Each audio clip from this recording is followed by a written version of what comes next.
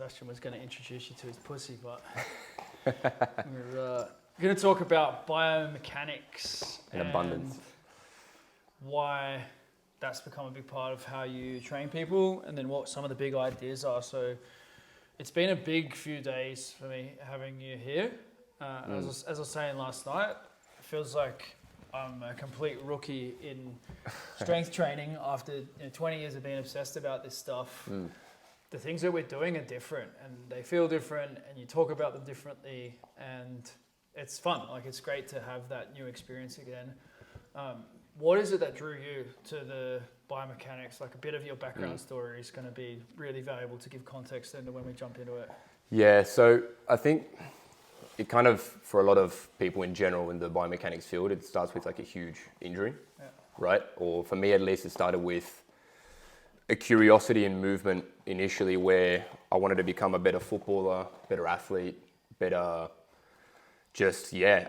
athlete in general across different things that I was doing at the time. And then while trying to pursue football, I had a huge double tibia and fibula fracture that basically set me off the game for 2 years, roughly.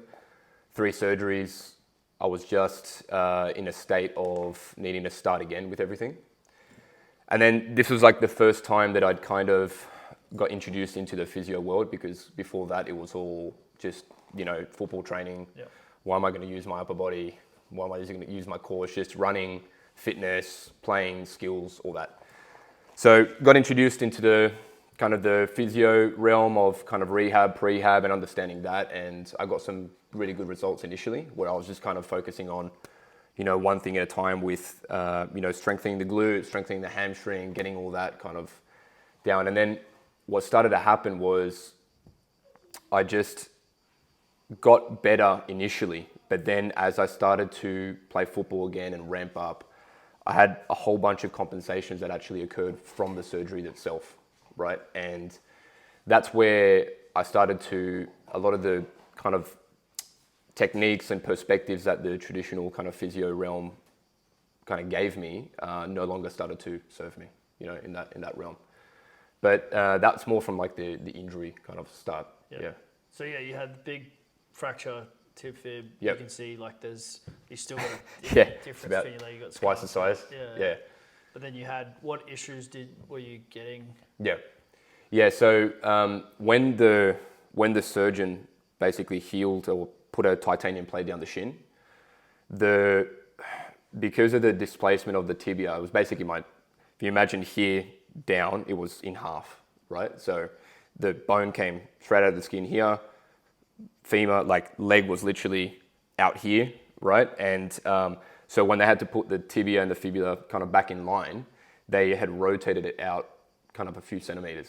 And a few centimeters doesn't sound like a lot, but when you're running and once it heals and your foot is literally changed into a different direction, right?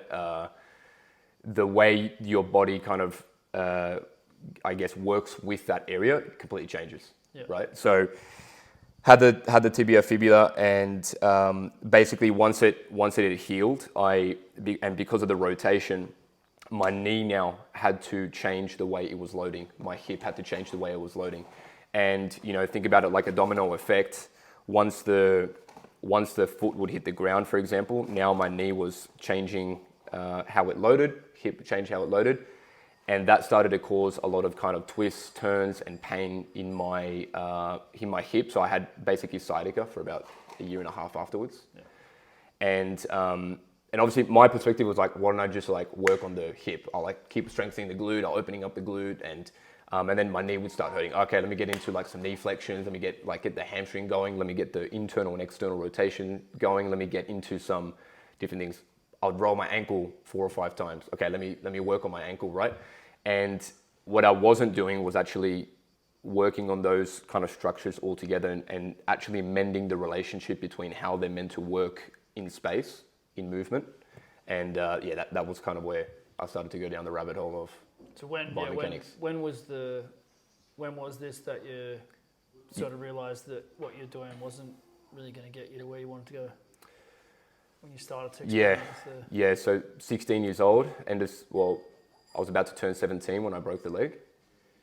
And 18 was when I started to kind of do a bit of research. And it was around 19 years old when I started to really go down the path of wanting to become a better athlete and actually trying to break down more like what's going on in movement. Yeah, 19 years old. So I'm 27 now, so it's been a few years. Yeah. And so cut into where you are now. I know you've dived into a lot of different rabbit holes, and this is one that you've been really passionate about. Like, spent a few days with you, I could see that you're someone who researches and goes deep on stuff, and you remember stuff. What is it now? Like, what are the biggest things that have changed, would you say, through that whole journey the last 8 years, going deep on this stuff? I think regardless of what field you're in, there's always that initial 3 to 4 years where you go so deep into it and you're just constantly researching. This is if you have that natural curiosity. You're not there to kind of share information. You're just like absorbing. Then the following 4 to 5 years after that is when those initial 3 to 4 years, you actually start to remember and start to put the pieces together. So I may have heard of a technique when I was in the first 2 years of researching. Didn't make sense to me at the time, right? And then all that research could be even just the nutrition aspects, to fascia and kind of hydration and how your body is in general health-wise.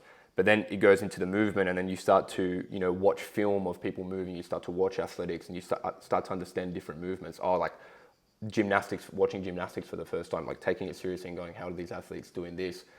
But it doesn't make sense at the time because you don't have the tools and you don't have the nuance of working with people and seeing those patterns in movement until, and then later down the line, that's when everything started to kind of make a little bit more sense. So, so you were saying the process afterwards? Yeah. What are the biggest things that have kind of stuck with you? Yeah. From going through all this.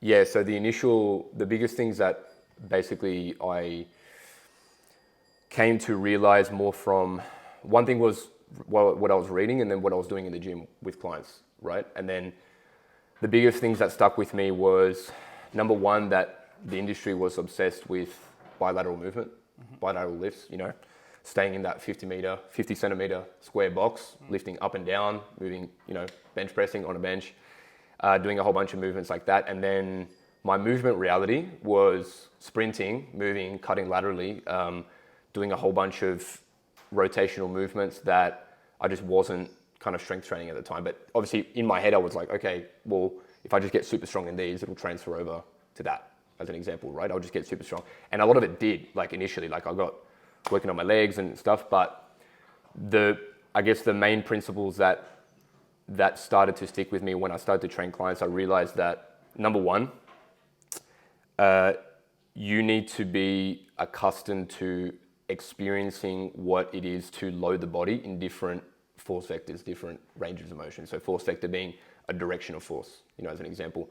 How my body works when I have to move forward, how it has to move back, how it has to rotate, moving lateral, up and down, and the nuances and the kind of different, the ways that the body starts to self-organize in movement in those different directions of force, right? That's key. I mean, you could break that down 100 billion times, but into different parts, but the self-organization of the body in movement was one of the biggest things that fascinated me, initially. Yeah, it's a big, that's what we've been going through here. It's a big statement, it's a big question of, should we mimic the sport, and heavy basketball, heavy football, heavy baseball, is that how we get athletes to the next level? And I think there's a component of that, like with javelin throwers and the Bondarchuk stuff is we should throw implements around the weight of the one that we need to compete with. But then what we've been doing here is a lot of this stuff really, really slow. And I feel like what we're doing is a really slow, weighted form of dancing. And I've been talking about this stuff for a few years of when you work with a breakdancer or a ballerina, or you have an athlete that's done more dancing, they pick things up faster. And then what we're doing is getting in these positions, and then you're asking for the micro adjustments that are the things that make dancing beautiful. It's like we're building that foundation to be able to make dancing beautiful, but it's for running, throwing, and it's like specific to that. But it's clearly strength training because it's slow. The muscle burns.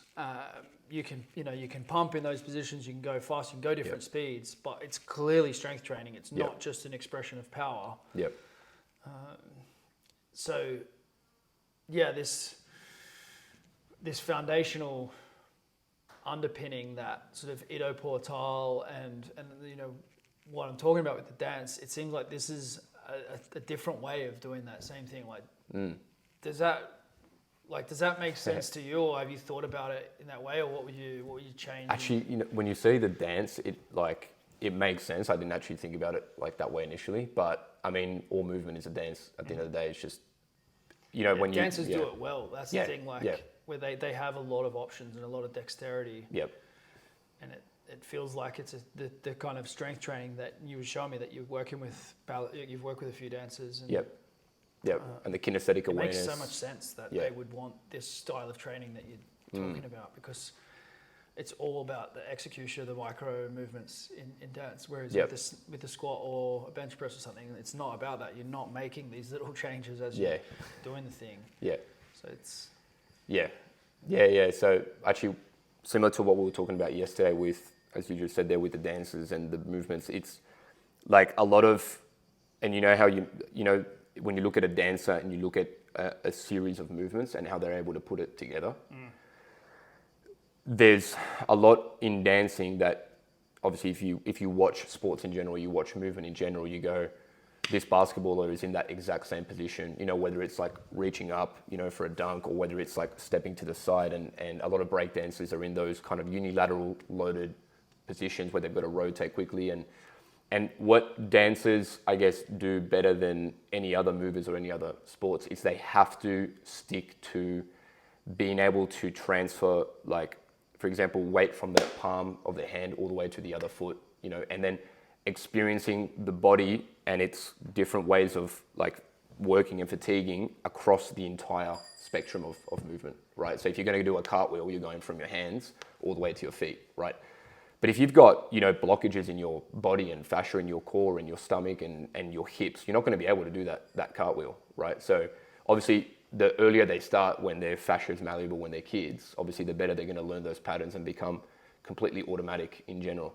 And I think that's what a lot of this training can actually do. It's basically trying to reorganize movement and get you feeling the fatigue that you're actually meant to feel if you were a kid experimenting with these movements, right? But you're not actually necessarily, it's not like you're just dancing. You're actually applying this to more fundamental movements, which is actually another thing we were talking about yesterday, right? Like, what are those certain, 4, 5, 6 movements that you see in basketball, soccer, breakdancing, whatever it is, whether it's the bum back, hip hinge, one leg in front of the other as an example, or the rotation of the trunk, then, the translation and the transition of your feet, for example, in those movements as an example. I mean, we can break it down in a video going crazy with it, but yeah. But it's not squat, bench, deadlift that are the fundamental 3 movements of like on a basketball court. Yep. But we're also having that discussion of clearly squat, bench, deadlift does have some benefits for some athletes some of the time. Neural development, tissue development. Yep. How much of the type of muscle being developed could be better if it was in other patterns and stuff, I think is very debatable. Yep.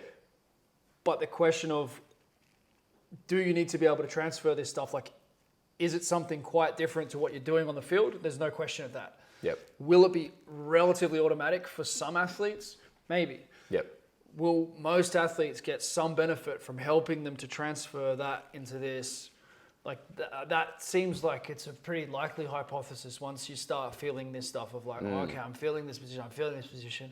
Yep. Even the guys here were saying like, I can feel it walking. Like straight after, I can feel that something different is going on there. So some are saying like, okay, let's scrap all the old stuff. Let's only do this, which I see as like maybe transferability stuff, and maybe you can develop a foundation that, but it's still pretty new to sort of say we need to scrap all of this. Just stop everything and The question is like the ratios of this stuff. How much ATG, how much powerlifting, how much weightlifting, and then how much sort of go to functional patterns, WEC, Yep. whatever, this kind of biomechanical influence. And there's lots of guys doing it in lots of different ways. There's just some of the brands that have got traction to then eventually have this outcome of like, we feel amazing actually being able to throw, sprint, jump. Yep. Yeah, I think well, we were discussing so many times in the last couple of days just about when and where some of these positions would come up, and then you realize there's actually way more options than you think there are. So in the example of a unilateral, you're bringing your left leg in front, right leg back, and you're loading that front leg. Okay, let's just strip away like all movement for all gym stuff we've ever done before. Let's just strip it away completely. And the only thing we've got is our body weight. As an example, when we're in nature, walking, hiking, we got to pick things up, we got to do different things. There's all of a sudden, if you strip away all the gym work, you actually look at the way humans move, and obviously lifting is a part of it, no doubt. Running is a part of it, no doubt. Walking, standing, sitting down, whether it's a deep squat or just sitting down on the ground, whatever it is. So these are kind of like more the positions, and obviously you can just go, well, yeah, like that's just the way we position, but let's just train. We want to train in this fashion, for example, to take ourselves to the next level. It's like, okay, cool. But what you do, like, think about for a second what we all do kind of in nature, and wouldn't it make sense to become really good at these positions so that when you do all the other gym work, it's adding to those already, like those patterns that are already automatic for you, I think you were describing it a little bit better way, but yeah. Well, the funny one was like, when we're talking about the powerlifting, of Mark Bell talking about there's a point of no return. Once you've done a certain amount of squatting, a certain amount of deadlifting, like that is built into your hardware. Yeah. And then we were tossing out the idea of like, what about the opposite of that? What about if we did so much volume of athletic positions that became part of the hardware? Someone who's not familiar with the biomechanics approach that you're talking about, I think the big difference, because everyone's thinking, well, yeah, I do unilateral training. I do hip hinge. I do put my weight on the front leg, etc. One of the big things that struck me about the way you're thinking about things is that like 360-degree force production and like how it links together. So you're talking about, okay, the weight's going to be on the front foot, but then in your mind, all the different force vectors fit into that. And then what you're doing with the opposing limb, what you're doing with the rib cage, all can be variations of how we do stuff with weight on the front leg. And the force could be coming from here, or it could be coming from here, or it could be coming from here. And so it becomes something very different to like, oh, I do Bulgarians, I'm sweet, or I do split squats. True. Like it's a very different way of looking at it. That's why my mind is like continually over these few days and like trying to keep up, like learning a different language, trying to think about what is he even thinking about, what is he talking about.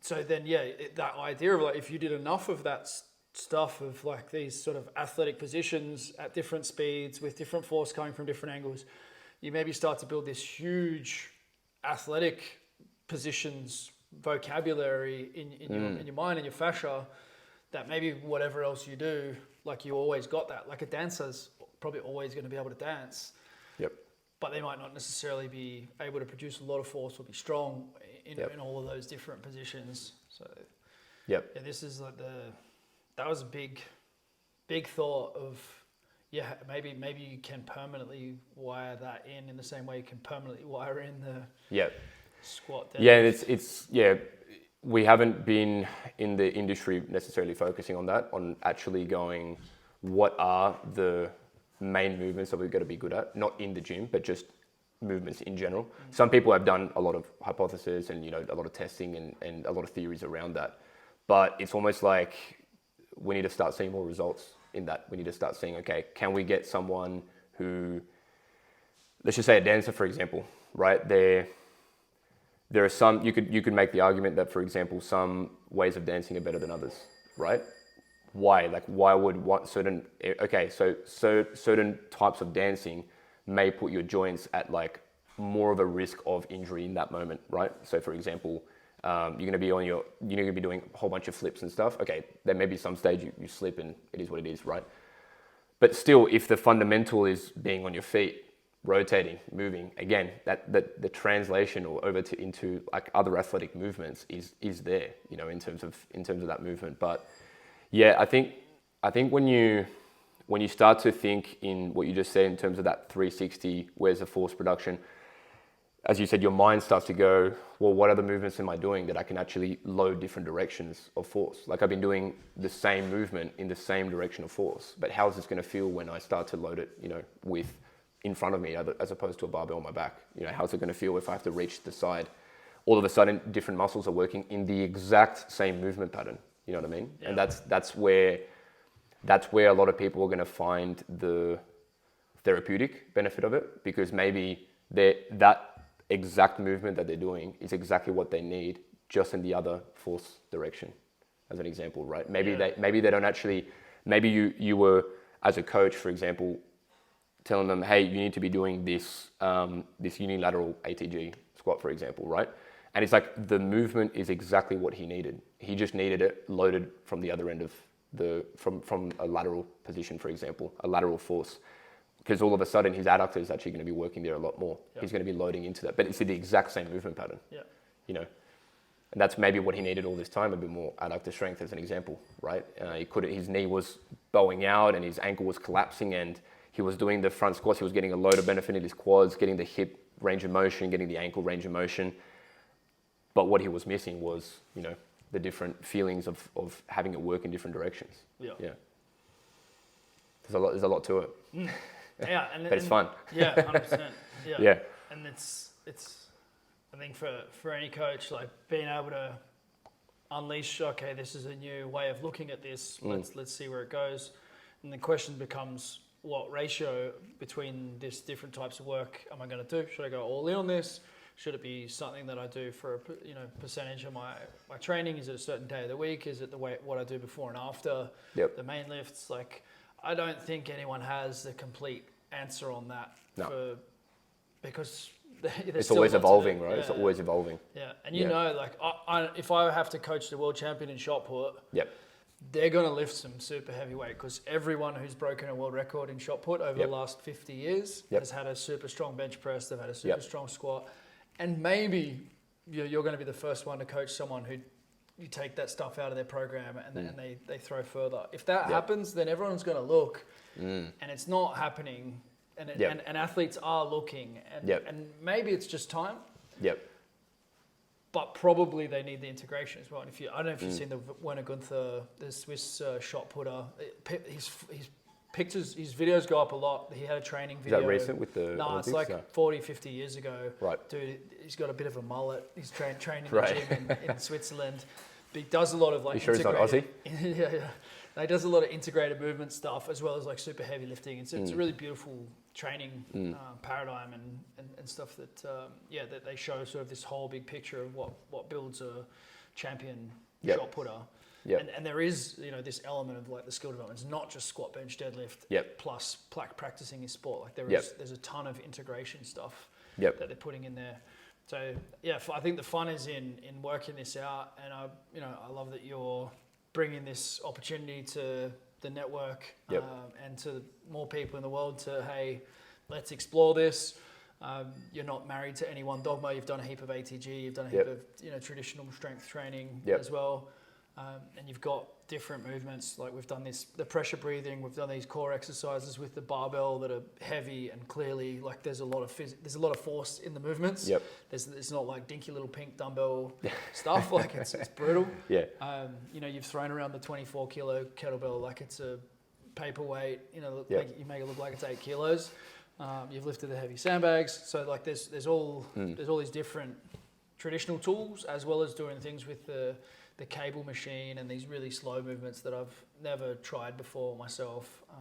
And they absolutely lit up my particularly right glute and that chain where I have had the issues. So like I've got some personal experience of it. I've seen you working hard with this. I see that you're able to do things that a lot of guys in the gym, especially like no warming up, you're just jumping into things and you're just showing things that shows that there's health in your system. So I'm excited to explore it more with you, and it's cool that we're going to go on this journey together, showing some other people the foundations of biomechanics and open the discussion, and let's stay open to we haven't solved it all yet. Let's be Yeah, I mean, having people like you as well and the other guys here just like actually open to just trying it out. That's like the most important thing because, you know, there's always more to learn. And as we said, as you said before, nothing's set in stone yet. You know, it's constantly evolving. And the systems will get, you know, more refined and people will start to see what is actually like giving them results when they start to try things and start to discard what isn't giving them results because, you know, at some point, everyone has their own individual like biomechanics, right, with that. And if you can go deeper on that, like the world is your oyster, really. You can do so many more, so like the athletic potential, if you are stuck in like one direction, for example, and once you discover that there's so much more to movement than just what you're doing in that moment. I mean, think about the potential for that. Yeah, and the ability, the thing we didn't touch on is like the ability to deal with the tough cases and the tough issues. Like that's what you love, that you thrive on that, and that's sort of what you're priding yourself on with this system of like, the people who are really messed up that think they're never going to sprint again, or they think their spine's permanently not going to be in a good position. Like you've got strategies that are helping that stuff, which is pretty cool as well. And like something that I haven't personally, I was like speed, power, force production. Athletes. Yeah, but not like the tough cases was like that's someone else's stuff to deal with. And they probably weren't even in the system to start with, any of the kind of, some of the people that you're talking about. But if they were and they had those issues, it wasn't my thing to deal with and I didn't know how to deal with it. And so getting into ATG is giving me the confidence of like, oh, now if a player tells me they got patella tendonitis, I'm not just going to tell them go to the physio or toughen up or you know, let's just go slower today. The pain is in your head. Some stuff. I've actually got some strategies of like, I used to deal with that as well. Here's how we're going to get over it. And this feels like another door's opening of like, I could potentially help other people with other stuff. So looking forward to the journey ahead. I appreciate you coming here to Montenegro. It's been awesome. Sharing with myself and with the guys and I feel recharged as well. Having you nature. go here, having you go here with the children, everything's been fun as well. That they've had a ton of fun meeting her as well. So thanks for coming. Looking forward to doing more events. Next time we'll have to formalise it a bit more. And, for sure. We'll go deeper on it. But absolutely. Good stuff. Good stuff.